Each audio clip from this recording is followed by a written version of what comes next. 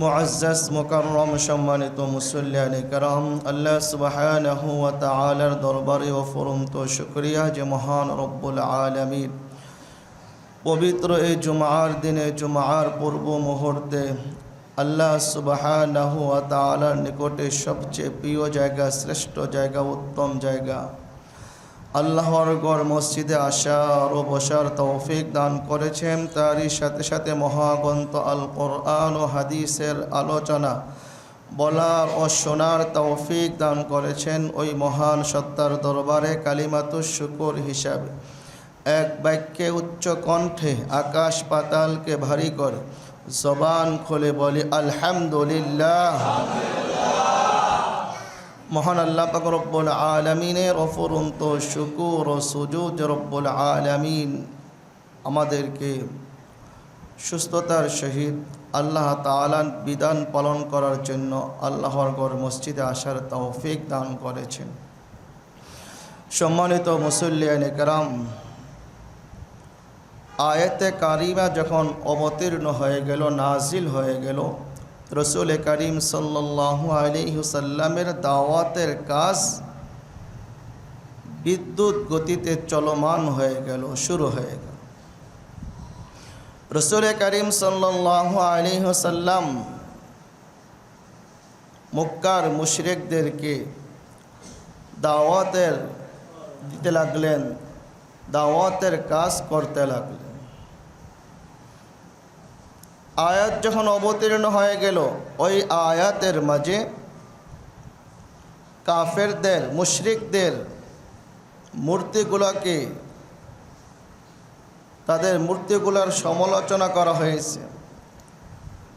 তাদের বাপদাদা যে ধর্মে রয়েছেন, এই ধর্মের সমালোচনা করা হয়েছে। এই জন্য মক্কার মুশরিকরা রসুলের চাচা খাজা আবু তালেবের নিকটে আসলেন, এসে বললেন, আপনি আপনার ভাতিজাকে বুঝান, আপনার ভাতিজা তো আমাদের মূর্তিগুলোকে গালমন্দ করছে, আপনার ভাতিজা পূর্বপুরুষদেরকে গালমন্দ করছে, পূর্বপুরুষদেরকে দেখতে পারতেছেন। রসুলের চাচা খাজা আবু তালেব অত্যন্ত বুদ্ধিমত্তার সাথে, বিচক্ষণতার সাথে মক্কার মুশরিকদেরকে বিদায় করে দিলেন। আর রসুল করিম সাল্লাল্লাহু আলাইহি ওয়াসাল্লাম তিনি তার স্বীয় কাজে, অর্থাৎ দাওয়াত ও তাবলীগের কাজ চালিয়ে যেতে লাগলেন, চলমান রাখলেন। কিন্তু এক পর্যায়ে মক্কার মুশরিকরা বিরক্ত হয়ে আবার আবু তালেবের নিকটে আসলেন। এবার এসে বলতেছেন, হয়তো আপনি আপনার ভাতিজাকে বুঝান, অথবা আপনি তার সহযোগিতা ছেড়ে দেন, নতুবা আমরা আপনার সাথে যুদ্ধে লিপ্ত হব, যুদ্ধ করব, যতক্ষণ পর্যন্ত না যে কোনো একটি পক্ষ নিঃশেষ হয়ে যায়, ধ্বংস হয়ে যায়।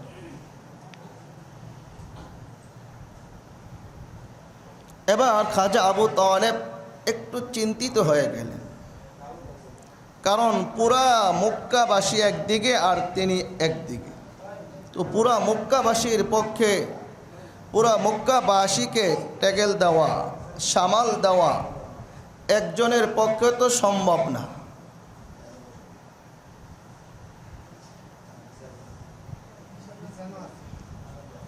হজরতে রসুল করিম সাল্লাল্লাহু আলাইহি সাল্লামের চাচা খাজা আবু তালেব এবার ভাতিজাকে বুঝালেন, ভাতিজাকে বললেন, ভাতিজা আমার,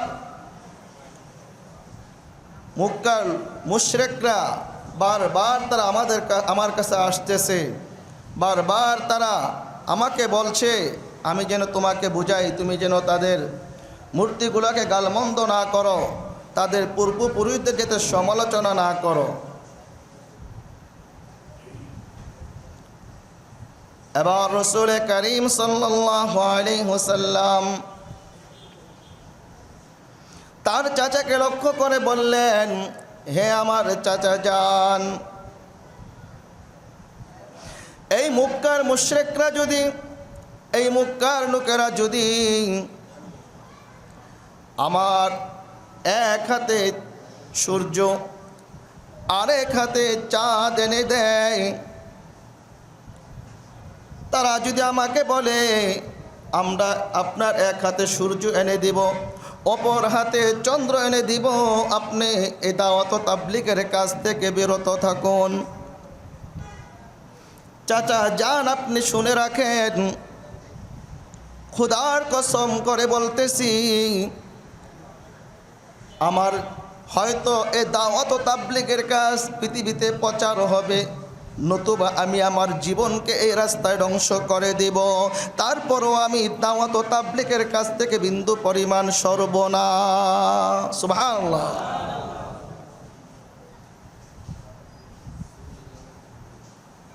রাসূল করিম সাল্লাল্লাহু আলাইহি সাল্লাম একা মানুষ, সাথে আছেন শুধু চাচা যান, আর পুরা মক্কার লোকেরা রসুলের বিপক্ষে।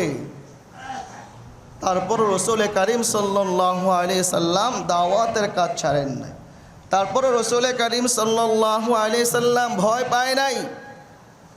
মক্কার এই হায়নাদেরকে, এই মুশরিকদেরকে, বেঈমানদেরকে রসুল করিম সাল্লাল্লাহু আলাইহি সাল্লাম বিন্দু পরিমাণ, সামান্য পরিমাণ ভয় পায় নাই, বরং তিনি উচ্চ কণ্ঠে বললেন যে কখনো আমি এই দিনের কাজ থেকে, দিনের পথ থেকে বিন্দু পরিমাণ সরব না।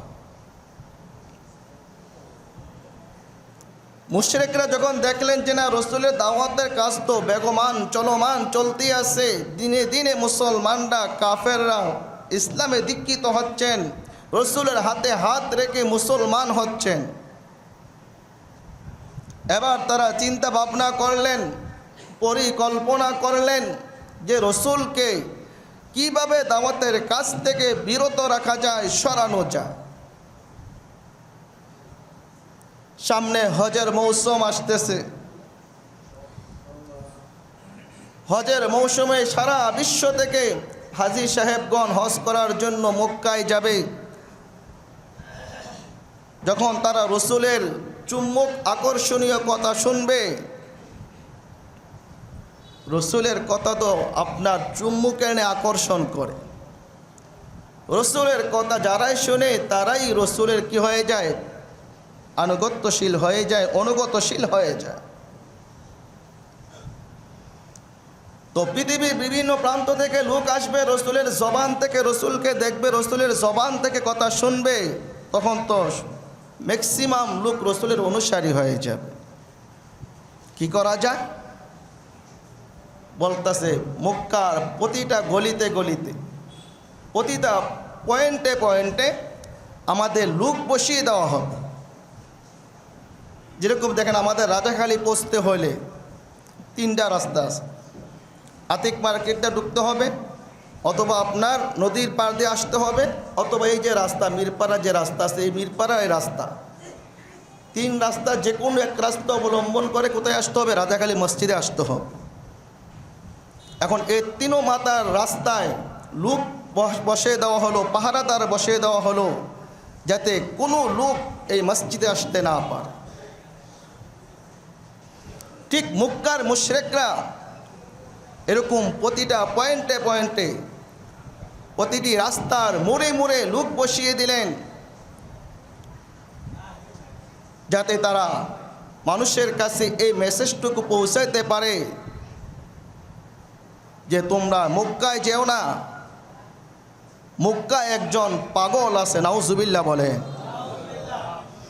মক্কায় একজন পাগল আছে, যে পাগলে ভাই ভাই মারামারি সৃষ্টি করে, স্বামী স্ত্রীর মাঝে বিরোধ সৃষ্টি করে, আত্মীয় স্বজনের মাঝে বিরোধ সৃষ্টি করে, সুতরাং তোমরা মক্কায় যেও না। একটা প্রবাদ বাক্য আছে, আল ইনসানু হারিসুন ফিমা মুনিআ, মানুষ নিষিদ্ধ জিনিসের প্রতি আকৃষ্ট বেশি, লুবি বেশি হয়ে, যেটা থেকে বারণ করবেন যে ভাই অধিক যেও না, তখনই মনে করবেন না হয়তো ওই জায়গায় কিছু একটা আছে, ওই জায়গায় যেতে হবে, দেখতে হবে ওই জায়গায় কী আছে। তো প্রত্যেকটা লোক যখন রসুল করিম সাল্লাল্লাহু আলাইহি সাল্লামের পথে বাধা সৃষ্টি করলেন যে তোমরা সেখানে যেও না, সেখানে একজন পাগল আছে, যে পাগল মানুষে মানুষে মারামারি সৃষ্টি করে, যে পাগল মানুষে মানুষে বিভেদ সৃষ্টি করে। তাদের এই কর্মপন্থা কর্ম পদ্ধতি রসুল করিম সাল্লাল্লাহু আলাইহি সাল্লামের দাওয়াতের কাজকে আরো বেগমান করে দিল। সুবহানাল্লাহ। তারা বলতেছে না, তাহলে যেই পাগল নাকি মানুষে মানুষের বিবাদ সৃষ্টি করে, ভাই ভাই বিবাদ সৃষ্টি করে, স্বামী স্ত্রীর মধ্যে বিবাদ সৃষ্টি করে, এই পাগলরা একটু দেখার দরকার। বলেন না সুবহানাল্লাহ। উনি কি আসলেই পাগল? আপনারা কি বলেন, উনি কি আসলেই পাগল না তাদের দৃষ্টিতে পাগল? তো তাদের দৃষ্টিতে পাগল। আজকে আমার সমাজের মাঝে কিছু লোক আছে যারা দিনের পথে চলে, কোরআনের পথে চলে, সুন্নাহর পথে চলে, যারা পরহেজগারির পথে চলে, আল্লাহর পথে চলে, দিনের কথা বলে, কোরআনের কথা বলে, তাদেরকেও তারা পাগল বলে। ঠিক কিনা বলে? তারা ওই আরবদের অনুসারী, তারা মুশরিকদের অনুসারী, তারা কাফেরদের অনুসারী, তারা ইহুদিদের দালাল। ঠিক কিনা বলে? দেখতে হবে। এবার সকল রসুল করিম সাল্লাল্লাহু আলাইহি সাল্লামের কাছে যেই লোকই যায়, রসুলের চেহারা দেখার পরে বলতেছে না এই লোক এমন হতে পারে না, এই চেহারার অধিকারী লোক এমন হতে পারে না, আমরা চিনি না, আমরা রসুলের উম্মত দাবি করি, বড় গলায় বলে রসুলের উম্মত আমরা, কিন্তু আমার 3.5 হাত বডির মাঝে রসুলের সুন্নতের খবর নাই, রসুলের কি উম্মত বলে দাবি করি। বলে ভাই, এই রসুলের উম্মত বলে দাবি করলেই হবে না, 3.5 হাত বডির মাঝে রসুলের সুন্নত কি করতে হবে, ফিট করতে হবে, তারপরে না আপনি আপনার সমাজে রাষ্ট্রের মাঝে সুন্নত কি প্রতিষ্ঠা করবে। আপনি 3.5 হাত বডির মাঝে সুন্নত প্রতিষ্ঠা করতে পারেন না, আপনি ঘরের মাঝে সুন্নত প্রতিষ্ঠা করতে পারেন না, সমাজে সুন্নাহ প্রতিষ্ঠা করতে পারেন না, আপনি রাষ্ট্রে কি সুন্নাহ প্রতিষ্ঠা করেন? যেই যায় সেই দেখার পর অবাক হয়ে যে এত সুন্দর চেহারার অধিকারী মানুষ, না সে এমন হতে পারে না, সে এমন হতে পারে না। আর বয়ান যখন শুনলেন, কথা যখন শুনলেন, ইন্না মিনাল বায়ানি লাসিহরা, কিছু কিছু কথা আছে মানুষকে জাদুর মতন আকর্ষণ করে। সুবহানাল্লাহ। রসুলের কথা তাদের অন্তরে জাদুর মতন আকর্ষণ করলেন। রসুলের কথা শ্রবণ করা মাত্রই হাজার হাজার মানুষ ইসলামের ছায়া তলে এসে গেল। সুবহানাল্লাহ। এখন তো কাফেরদের অন্তরে শরীরে আর আগুন লেগে গেছে। করতে গেলাম কি, হয়ে গেল কি, যেখানে দিন ও ইসলামকে ধ্বংস করার জন্য আমরা পায়তারা চালাইলাম, রসুল থেকে দূরে রাখার চেষ্টা করলাম, বরং আমাদের এই কর্মপদ্ধতি, আমাদেরকে রসুল থেকে বিরত রাখার এই কর্মপদ্ধতি আজকে ইসলামের মাঝে মানুষ দলে দলে দীক্ষিত হচ্ছেন, ইসলামের মানুষ দলে দলে শামিল হচ্ছেন। মানে সুবহানাল্লাহ। এখন আরও গরম হয়ে গেছে, আরও তাদের শরীরে আগুন লেগে গেছে। এবার মুহাম্মদকে ধ্বংস করতে হবে, মুহাম্মদকে মেরে ফেলতে হবে। রসুল করিম সাল্লাল্লাহু আলাইহি ওয়াসাল্লাম খানায় কাবায় নামাজ পড়তেছেন, এমন মুহূর্তে কোরআন তেলাওয়াত করতেছেন, এমন মুহূর্তে আবু জেহেল একটি পাথর নিয়ে রওনা হলেন রসুলকে ধ্বংস করে দেওয়ার জন্য, রসুলকে শেষ করে দেওয়ার জন্য।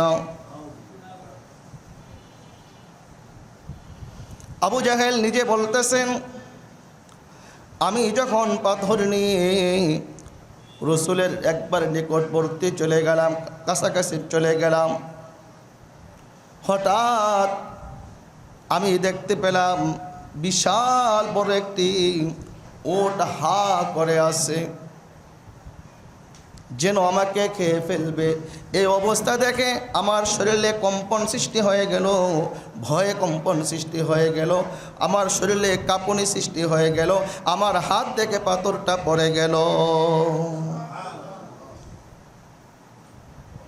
আবু জাহেল দৌড়ায়ে তাদের যে মজলিস চলতেছিল মজলিসে চলে গেলেন। মজলিসে গিয়ে বললেন, আমি যখন নবী মুহাম্মদকে মারার জন্য উদ্যত হলাম, আমি যখন নবী মুহাম্মদকে পাথর নিক্ষেপ করার জন্য উদ্যত হলাম, তার নিকটবর্তী চলে গেলাম, আমি বিশাল বড় একটি আপনার উট দেখেছি, যে উটটা হা করে আসে আমাকে গিলে ফেলার জন্য। একবার উবাই ইবনে খালফ সে রসুলকে বলেছিল, মুহাম্মদ আমি তোমাকে হত্যা করব। নাউজুবিল্লাহ বলেন, মুহাম্মদ আমি তোমাকে হত্যা করব। নবী মুহাম্মদ বলেছিলেন, আমিও তোমাকে হত্যা করব। তো উহুদ যুদ্ধের দিন এই কমবখ যখন সামনের দিকে অগ্রসর হচ্ছিলেন রসুলকে হত্যা করার জন্য, সাহাবায়ে কেরাম বারবার বলতেছিলেন, ইয়া রসুল আল্লাহ, এই কমবখ নালায়েক আপনাকে হত্যা করার জন্য অগ্রসর হচ্ছে, আমরা তাকে শায়েস্তা করে দেই, শেষ করে দেই। রসুল বললেন যে না, তাকে আসতে দাও। যখন একবার নিকটবর্তী চলে আসলেন, রসুল তার সাহাবী থেকে একটি তীর নিয়ে তীর নিক্ষেপ করলেন। তীরটা শুধু তার কানে হালকা একটু আপনার আঁচড় লাগিয়েছে, হালকা পরিমাণ আঁচড় লাগিয়েছে। ইতিহাস প্রমাণ করে উবাই ইবনে খালফ ষাঁড় গরু আছে না, ষাঁড় গরু মতন চিল্লাইতে চিল্লাইতে সে তার সর্দার নিকটে চলে গেলে এবং বলতেছে, আমি ধ্বংস হয়ে গেছি, আমি হালাক হয়ে গেছি, আমার মৃত্যু অনিবার্য, আমি মৃত্যুবরণ করব। আর জোরে জোরে চিৎকার চেঁচামেচি করতেছিলেন। গোত্রের লোকেরা বললেন, আপনি গোত্রের একজন সর্দার, আপনি একজন নেতা, আপনি যদি এভাবে চিল্লাপাল্লা করেন, আপনি যদি এভাবে চেঁচামেচি করেন, এটা তো সুন্দর দেখায় না। উবাই ইবনে খালফ বলতেছিলেন, খোদার কসম, খোদার কসম, যেদিন মুহাম্মদ আমাকে বলেছিল আমিও তোমাকে হত্যা করব, ওই দিন যদি নবী মুহাম্মদ আমার প্রতি থুতু নিক্ষেপ করতেন, আমি ওই দিনই ধ্বংস হয়ে যেতাম। বলে সুবহানাল্লাহ।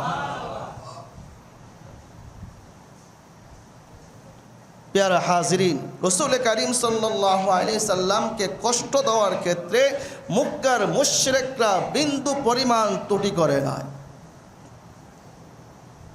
কিন্তু তারপর রসুল করিম সাল্লাল্লাহু আলাইহি সাল্লাম তিনি তার আপন কাছ থেকে বিন্দু পরিমাণ সরে নাই। অবশেষে মক্কার লোকেরা তারা পরামর্শ সভা ডাকলেন, বৈঠকে বসলেন যে কি করা যায়। একমাত্র পার্সন, একমাত্র লোক নবী মুহাম্মদ, আর আমরা পুরা মক্কাবাসী তার সাথে পারতাছি না, কি করা যায়। পরামর্শ সভায় বসলেন, ডাকা হলো। এবার পরামর্শের সিদ্ধান্ত হলো, আমাদের মধ্যে সবচেয়ে বয়োজ্যেষ্ঠ, সবচেয়ে বিচক্ষণ, চালাক এবং মুরব্বী টাইপের লোক যিনি, উতবা ইবনে রবিআকে রসুলের নিকটে প্রেরণ করা হোক। তিনি যদি বুঝায়, হয়তো রসুল তার বুঝ মানতে পারে। উতবা ইবনে রবিআ রসুল করিম সাল্লাল্লাহু আলাইহি ওয়াসাল্লামের নিকটে গেলেন, গিয়ে বললেন, হে ভাতিজা, তুমি হলা গোত্রের সবচেয়ে সম্ভ্রান্ত ব্যক্তি, সম্মানিত ব্যক্তি, তুমি কেন গোত্রের মাঝে ফাটল সৃষ্টি করে রেখেছ? তুমি কেন গোত্রের মাঝে ফাসাদ সৃষ্টি করে রেখেছ? তোমার মনের তামান্না কি, তোমার মনের চাহিদা কি, তোমার মনের ইচ্ছা কি, আমাকে একটু খুলে বলো। যদি তুমি আরবের সবচেয়ে সুন্দরী রূপসী সারসী মেয়েকে বিবাহ করতে চাও, তাহলে আমাকে বলো, আমরা সকলে মিলে তোমাকে আরবের সবচেয়ে সুন্দরী মেয়েকে বিবাহ করিয়ে দেব। আর যদি তুমি ধনী হতে চাও, তাহলে বলো, আরবের সমস্ত সম্পদ তোমার পদতলে তোমার সামনে উপস্থিত করে দিব, তুমি আরবের মধ্যে সবচেয়ে সম্ভ্রান্ত, সবচেয়ে ধনী ব্যক্তি হয়ে যাবে। আর যদি তুমি চাও নেতা হতে, যদি তুমি চাও আরবের নেতা হতে, তাহলে বলো, আমরা সকলে মিলে তোমাকে নেতা বানিয়ে দেব, তোমার হুকুম ছাড়া একটা বালিকণাও উড়বে না।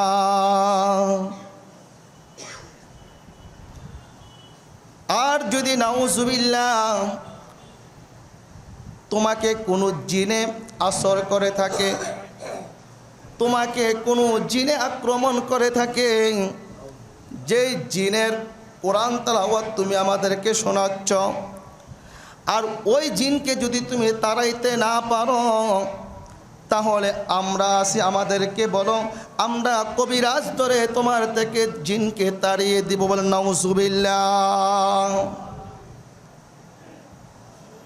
রসুল বললেন যে না না না না, আমার সুন্দরী কোনো মেয়ে বিবাহ করার কোনো ইচ্ছা নাই, আমার ধনী হওয়ারও কোনো ইচ্ছা নাই, আমি নেতা হওয়ার আমার কোনো ইচ্ছা নাই। বলতেছেন এগুলোর সাথে আমার বিন্দু পরিমাণ কোনো সম্পর্ক নাই। রসুল কোরআনের একটি আয়াত শুনিয়ে দিলেন, ওই আয়াত শুনে উতবা ইবনে রবিয়া হতভম্ব হয়ে গেলেন, অবাক হয়ে গেলেন, আশ্চর্য হয়ে গেলেন, যে এমন এক কালাম, যে কালাম তো কোনো মানুষের কথা নয়, এটা কোনো কবিতা নয়, এটা কোনো জ্যোতিষীর কোনো কথা নয়। রসুলের জবান থেকে কোরআনের আয়াত শুনে উতবা ইবনে রবিয়া তিনি তার গোত্রে চলে গেলেন, গিয়ে বলতেছেন, ও আমার সম্প্রদায়ের লোকেরা, আমার গোত্রের লোকেরা, তোমরা কান পেতে শুনে রাখো, খুব গুরুত্ব সহকারে শোনো, তোমরা নবী মুহাম্মদের বিরোধিতা কইরো না। বলেন সুবহানাল্লাহ। যাকে পাঠাইছে রসুলকে নিজেদের দলে আনার জন্য, নিজেদের পক্ষে আনার জন্য, এখন ওই ব্যক্তি কি বলতেছেন যে তোমরা নবী মুহাম্মদের বিরোধিতা কইরো না, নবী মুহাম্মদকে তোমরা তার আপন অবস্থায় রেখে দাও, আপন অবস্থায় ছেড়ে দাও। যদি মক্কাবাসীরা নবী মুহাম্মদের উপর বিজয় লাভ করে, তাহলে তোমরাই বিজয় লাভ করলে, আর যদি নবী মুহাম্মদ মক্কাবাসীর উপর বিজয় লাভ করে, তার বিজয় তো আমাদেরই বিজয়, কারণ তিনি তো আমাদেরই বংশের। বলুন সুবহানাল্লাহ। এবার উপস্থিত নেতারা, আরবদের একটা ডায়লগ ছিল, মুখস্থ ডায়লগ, যখনই পারবেন না তখনই বলতেন, ও মুহাম্মদ তোমাকে জাদু করছে, মুহাম্মদ তোমারে জাদু করছে। কারণ বড় নেতাই কি হয়ে গেছেন, কাবু হয়ে গেছে।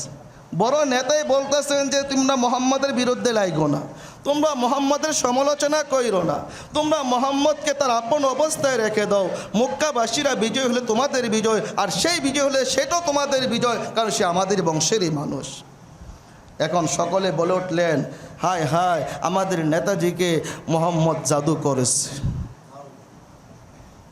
প্যারে হাজিরিন, এইভাবে বিভিন্নভাবে রসুল করিম সাল্লাল্লাহু আলাইহি সাল্লামকে প্রলোভন দেখানো হয়েছে, রসুল করিম সাল্লাল্লাহু আলাইহি সাল্লামকে কষ্ট দেওয়া হয়েছে, রসুল করিম সাল্লাল্লাহু আলাইহি সাল্লামের সাহাবায়ে কেরামকে কষ্ট দেওয়া হয়েছে, কিন্তু বিন্দু পরিমাণ তারা দ্বীন ও ইসলাম থেকে সরে যায় না। ঠিক কিনা বলেন?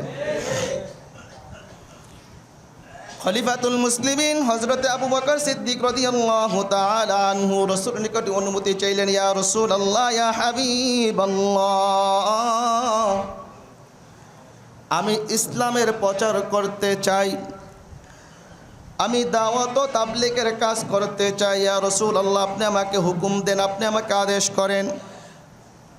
রাসূল বললেন যে আবু বকর, এখনো প্রকাশ্যভাবে খানায় কাবার সামনে দাঁড়িয়ে দাওয়াত তাবলীগের কাজ করার সময় হয় নাই। রসুল আবু বকর বললেন, ইয়া রাসূলুল্লাহ, ইয়া হাবিবাল্লাহ, না না না, আমি খানায় কাবার সামনে দাঁড়িয়ে প্রকাশ্যে ইসলামের দাওয়াত দিব। রসুল বললেন যে যাও, ঠিক আছে, তুমি তোমার দাওয়াতের কাজ করো।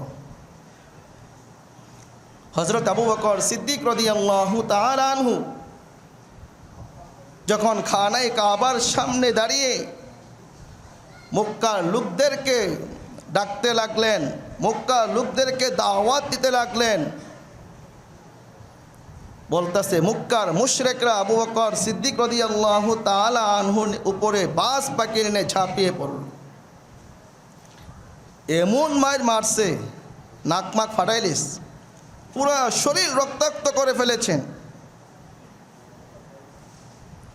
এক পর্যায়ে মক্কার মুশরিকরা যখন ধারণা করলো যে আর কিছু মারলে মারাই যাবেন, আবু বকর সিদ্দিক রাদিয়াল্লাহু তাআলা আনহুর এই শরীরটাকে তারা একটি ডাস্টবিনের পাশে রেখে চলে গেলেন। তারা মনে মনে বলতে লাগলেন, যদি আবু বকরের গোত্রের লোকেরা জানতে পারে আমরা আবু বকরকে প্রহার করেছি, মেরেছি, তাহলে তারা উল্টা রিঅ্যাকশন নেবেন, উল্টা আবু বকরের গোত্রের লোকেরা আমাদের থেকে প্রতিশোধ নেবে।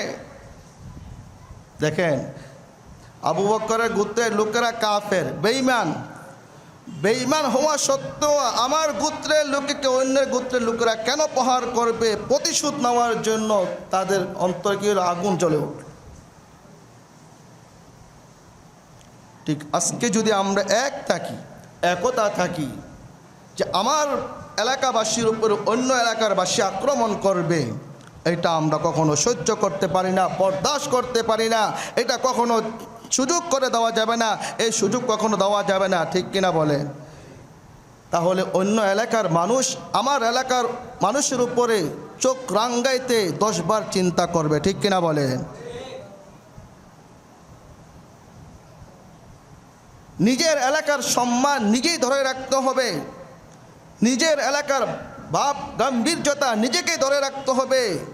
অন্য এসে আপনার এলাকার সম্মান আপনাকে উঠিয়ে দেবে না, মর্যাদা দিয়ে দেবে না। আপনার সম্মান আপনাকে অটুট রাখতে হবে, আপনার মর্যাদা আপনাকে অটুট রাখতে হবে। সুতরাং মারামারি করলে, হানাহানি করলে এটা এলাকার বদনাম হবে, এলাকার মান সম্মান নষ্ট হবে। এলাকা যদি একটা ভদ্র ছেলে থাকে, ভালো শিক্ষিত লোক থাকে, ওই শিক্ষিত লোকের কারণে এলাকার সম্মান হয়। আবার এলাকায় একটা লুচ্চা থাকলে, বদমাইশ থাকলে, ওই বদমাইশের কারণে, লুচ্চার কারণে এলাকার কি হয়? সম্মান হানি হয়, ঠিক কিনা বলেন?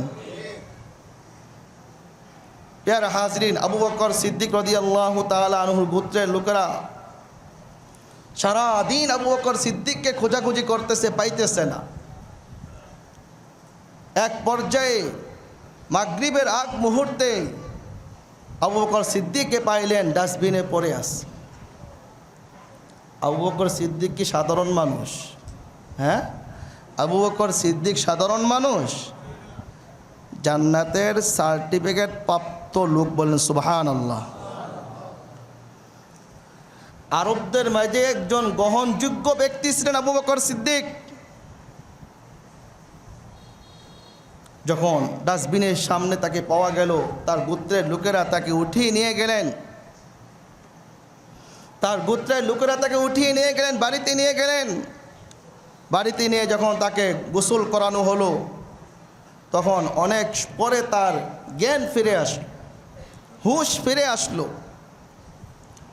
সারাদিন ক্ষুধার্ত মানুষ, যারা বাবা হয়েছে বা যারা মা হয়েছেন, তারা সন্তানের মায়া মহব্বত বুঝছে, অন্যরা সন্তানের মায়া মহব্বত বুঝবে না। আবু বকর সিদ্দিক রাদিয়াল্লাহু তাআলা আনহুর মা জননী সারাদিন ক্ষুধার্ত অবস্থায় সন্তান, এই সন্তানকে দেখে সন্তানের জন্য খাবার নিয়ে আসলেন।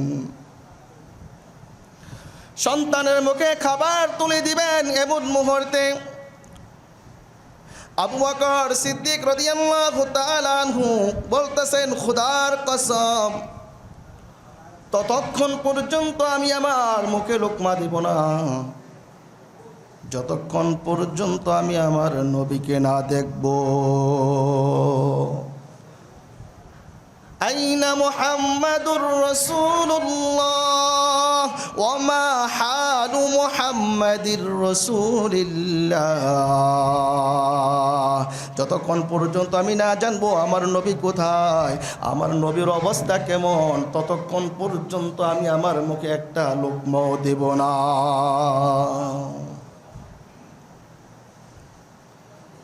মা বেচারি কি করবে? রসুলকে কোথায় পাবে? তো মার সাথে আবার উম্মে জামিল এক মহিলা, ওই মহিলার সাথে সম্পর্ক ভালো ছিল এবং বলে দিলেন যে অমুক জায়গা যাও, অমুক জায়গা গেলে আমার নবীর অবস্থা জানতে পারবে। আবু বকর সিদ্দিক রাদিয়াল্লাহু তাআলা আনহুর মা উম্মে জামিলের নিকটে নিয়ে গেলেন এবং বললেন, তোমরা আমাদেরকে নবী মুহাম্মদ সম্পর্কে একটু তথ্য দাও, অনুসন্ধান দাও।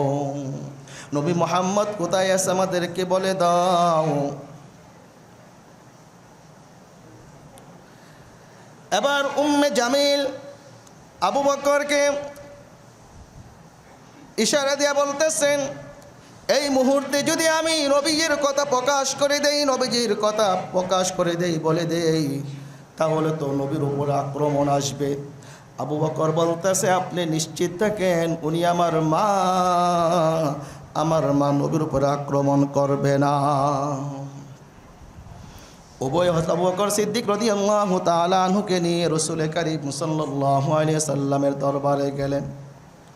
রাসূল কারীম সাল্লাল্লাহু আলাইহি সাল্লাম হযরত সাঈদ ইবনে আরকাম রাদিয়াল্লাহু তাআলা আনহুর বাড়িতে ছিলেন।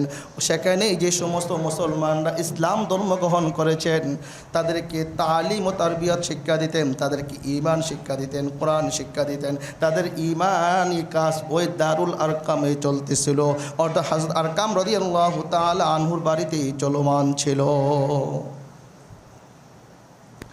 রাসূল কারীম সাল্লাল্লাহু আলাইহি সাল্লাম আবু বকরের রক্তাক্ত শরীর দেখে, এই অবস্থা দেখে গাল ফেটে গেছে, পুরা শরীরে আঘাতের চিহ্ন আর চিহ্ন। এই অবস্থা দেখে রাসূল কারীম সাল্লাল্লাহু আলাইহি সাল্লাম আবু বকরকে জড়িয়ে ধরলেন। আবু বকর রাসূলকে জড়িয়ে ধরে হাউ মাউ করে কাঁদতে লাগলেন যে ইসলামের কারণে, দ্বীনের কারণে, কোরআনের কারণে মক্কার এই বেঈমানগুলো, পাপিষ্ঠগুলো আজকে তোমাকে এতভাবে প্রহার করেছে। আবু বকর সিদ্দিক রাদিয়াল্লাহু তাআলা আনহু তিনি ছিলেন খাঁটি আশিক রাসূল, তিনি ছিলেন পিওর আশিক রাসূল। নিজের জীবন চলে যাবে, জান চলে যাবে, আমি মৃত্যুবরণ করব, আমার জান দিয়ে দেব, তারপরও আমি আমার হাবিব, আমি আমার নবী মুহাম্মদ সাল্লাল্লাহু আলাইহি সাল্লামের উপর বিন্দু পরিমাণ আঘাত করতে দেব না। सारी दुनिया हूँ मुखालिफ, कुछ नहीं नुकसान है, गम नहीं है, डर नहीं है, जब खुदा रहमान है।